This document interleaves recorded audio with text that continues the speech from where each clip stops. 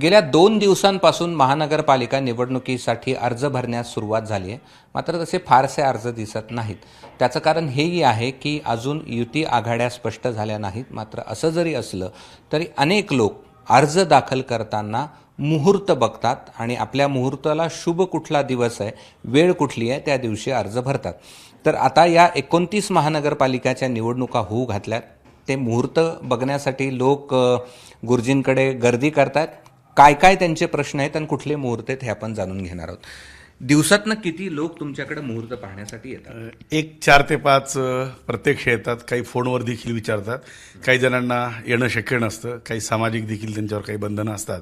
त्यामुळे काही लोक फोनवर देखील मुहूर्त घेतात आणि त्यानुसार आम्ही त्यांना मुहूर्त देत असतो. बरं, अवघे काही दिवस शिल्लक राहिलेत, त्यात कुठल्या मुहूर्त कसे आहेत आणि कुठल्या? तसे बघितलं तर 23 तारखेपासून आपलं फॉर्म भरायचं शासनाकडून आहे, तर त्यानुसार काही मुहूर्त होते. तर आता हे 25 तारखेनंतरचे मुहूर्त जे आहेत त्याप्रमाणे 25 तारखेला मेष, वृषभ, मिथुन, सिंह, कन्या, तूळ, धनु आणि मकर राशीने आज दाखल करायचे. येणार नाही कारण सुट्टी, आज सुट्टी आहे. तर हे 26 तारखेला देखील दुपारी 2 वाजेनंतर मुहूर्त आहे. मेष, वृषभ, मिथुन, सिंह, कन्या, तूळ, धनु, मकर आणि कुंभ या राशीच्या उमेदवाराने 26 तारखेला फॉर्म भरायचे. 27 तारखेला मुहूर्त नाही आहे. त्या दिवशी शुभ काही मुहूर्त नसल्या कारणाने त्या दिवशी 27 तारीख वर्ज आहे. 28 तारखेला मात्र जास्त प्रमाणात अर्ज भरण्यात येणार आहेत. वृषभ, मिथुन, कर्क, कन्या, तूळ, वृश्चिक, मकर, कुंभ आणि मीन या राशीचे उमेदवार 28 तारखेला फॉर्म भरतील. 29 तारखेला मेष, वृषभ, मिथुन, कर्क, सिंह, तूळ, धनु आणि कुंभ या राशीचे उमेदवार फॉर्म भरतील. आणि शेवटची जी तारीख आहे ती देखील दिनशुद्धी नसल्यामुळे फॉर्म भरण्यासाठी थोडी अशुभ आहे. बरं, काय काय मागणी असते उमेदवारांची की काय प्रश्न आहेत त्यांचे? असं मुहूर्त त्यांना हवं असतं की जेणेकरून त्यांचं मनोबल वाढणारं मुहूर्त हवं असतं.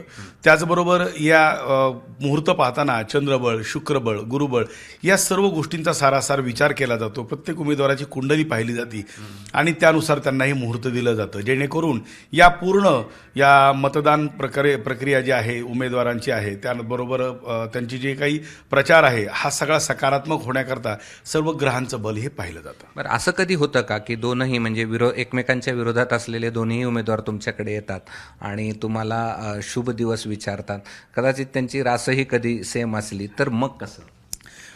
दोघांची जरी राशी सारख्याच झाल्या, एकाच विभागातले उमेदवार आले तरी काय असतं की प्रत्येकाच्या कुंडलीनुसार मुहूर्त हे वेगळे ठरले जातात. चंद्रराशी जरी एक असेल तरी काही विशिष्ट मुहूर्त वेगळे असतात, त्यानुसार ते वेगळे.